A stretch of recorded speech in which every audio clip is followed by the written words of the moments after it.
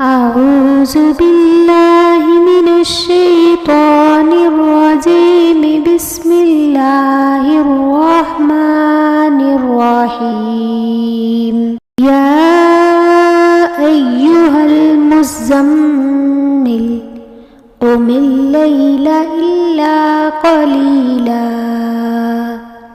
نصفه أو انقص منه قليلا أو زد عليه ورتل القرآن ترتيلا.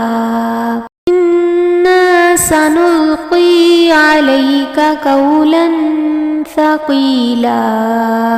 إن ناشئة الليل هي أشد وطئا وأقوم قيلا. إن لك في النهار سبحا طويلا. واذكر اسم ربك وتبتل إليه تبتيلا. رب المشرق والمغرب لا إله إلا هو فاتخذه وكيلا. واصبر على ما يقولون واهجرهم هجرا جميلا. وذرني والمكذبين أولي النعمة ومهلهم قليلا. إن لدينا أنكالا وجحيما وطعاما ذا غصة وعذابا أليما. يوم ترجف الأرض والجبال وكانت الجبال كثيبا مهيلا.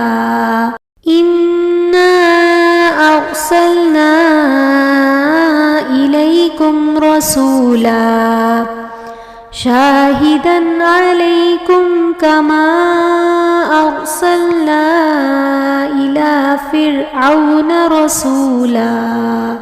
فعصى فرعون الرسول فأخذناه أخذا وبيلا. فكيف تتقون إن كفرتم يوما يجعل الولدان شيبا. السماء منفطر به كان وعده مفعولا. إن هذه تذكرة فمن شاء اتخذ إلى ربه سبيلا. إن ربك يعلم أنك تقوم أدنى من ثلثي الليل ونصفه وثلثه وطائفة من الذين معك والله يقدر الليل والنهار. علم أن لن تحصوه فتاب عليكم فاقرؤوا ما تيسر من القرآن. علم أن سيكون منكم مرضى وآخرون يضربون في الأرض يبتغون من فضل الله وآخرون يقاتلون في سبيل الله. فاقرؤوا ما تيسر منه وأقيموا الصلاة وآتوا الزكاة وأقرضوا الله قرضا حسنا.